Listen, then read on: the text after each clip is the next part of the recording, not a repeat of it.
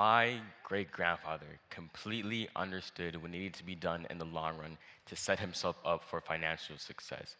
And I am proud to have a great-grandfather who has not only served as my inspiration, but my reason for standing here today to talk about finance. So just a little bit about my great-grandfather. My great-grandfather, he was born in 1925 in Cuero, Texas, a small agricultural town, and at the age of 19, he and his family then moved down to San Antonio, Texas. My great-grandfather, in his middle career, he went to go serve at Randolph Air Force Base, but before this, he served in the US Army as a private during the Korean War. In his middle career, my grandfather was employed at Randolph Air Force Base for a number of 25 years, and he retired from the civil services in July of 1974. Now, with a wife and 5 daughters, Howard Wesley Crawford became self-made, teaching himself electrical trades and running a small business installing air conditioners and ceiling fans. When he passed, my great-grandfather owned 4 houses, no debt, and left an inheritance of more than $70,000 to each of his daughters. Now, it is without a doubt to say that my great-grandfather was the best of the best when it came to finance in his time. However, today he would be considered a failure, and let me explain. See, whoever told you that working bit by bit and saving your money will get you to your later retirement absolutely lied to you. See, the method of saving a portion of your disposable income for your later use absolutely worked in my great-grandfather's time period, which is why he amazingly saved 25% and lived off of 75%.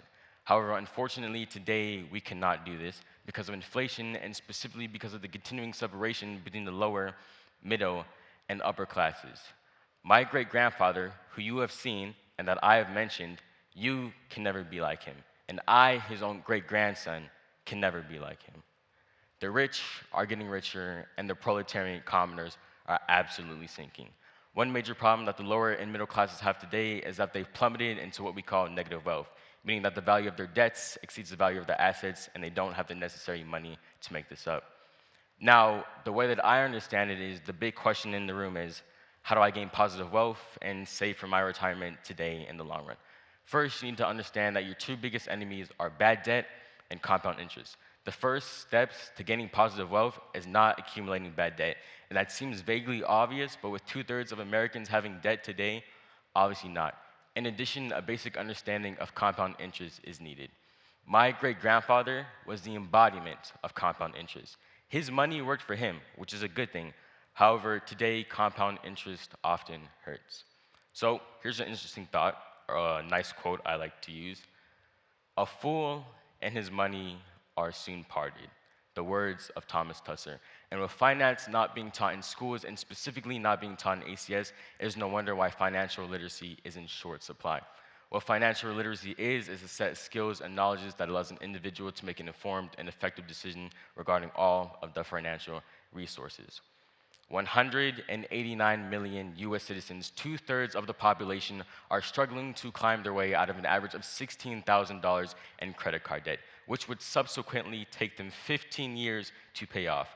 44 million Americans over the age of 18 have $30,000 in federal student loan debt each.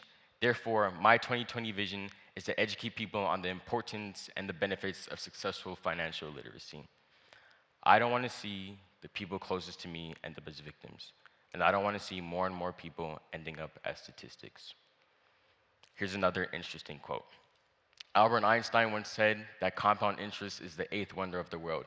He who understands it earns it, he who doesn't pays it. And it's without a doubt to say that compound interest is a powerful and mighty force of accumulation that will take you to the doorsteps of financial wealth and freedom. However, compound interest can also destroy your life and leave a bottomless abyss of debt, and it's imperative that we look at both sides. And you might be asking, how do we utilize this compound interest that you're talking about? And my simple answer to you is savings accounts. So savings accounts are great ways to accumulate a lot of money for your retirement. What your money does in this savings account, it multiplies and grows at an exponential rate. Exponential rate or an exponential growth is just an extremely fast way to accumulate a large sum of a quantity, and in this case, the quantity we're talking about is money. So regular deposits of money into a savings account will indefinitely give you a large sum of money for your retirement. However, this is also how credit card debt and student loans work. It works on the principles of compound interest as well. The longer it takes you to pay off your debts, the more time that compound interest is working on your debts. You're going to end up paying more in debt than the initial amount that you're willing to take on. In 2019, the average college student had 5 credit cards with an average balance of $1,400. And I mentioned earlier that 2/3 of Americans have an excess amount of debt of $16,000. And even though college students have less debt, it still stands true today that the same damaging effects will still happen to college students if they don't responsibly attend to their debts. 44 million Americans have an average total of $1.5 trillion in student loan debts. If you were to take $1.5 trillion in single dollar bills and stack them on top of each other, it would cover a distance of halfway to the moon. Now we're left to ask, how do we best minimize the accumulation of debt? First, we need to start by taking hold of our early selves. No more than 1 credit card is needed as a college student, and the balance on that should be paid off monthly. In addition, we can't overextend our resources trying to pay for higher education that are out of our price ranges. If I could afford a Toyota Corolla, would it be sensible for me to buy a Ferrari and enter into debt for it? And my simple answer to you is no, it wouldn't be sensible. Furthermore, any student loan that is taken out needs to be properly financed, meaning that a plan needs to be set in order to responsibly pay back the loan. However, today we do have good news because 70% of college students do pay off their credit cards in a timely manner. Financial literacy is one of the most severely overlooked literacies. And although we can never use the same financial strategies that my grandfather employed in his time, we must ask ourselves, how do we aspire to be and achieve the same level of financial success that my great-grandfather had with the methods and financial resources available to us today, in our age, in our time, and in the long run? Thank you.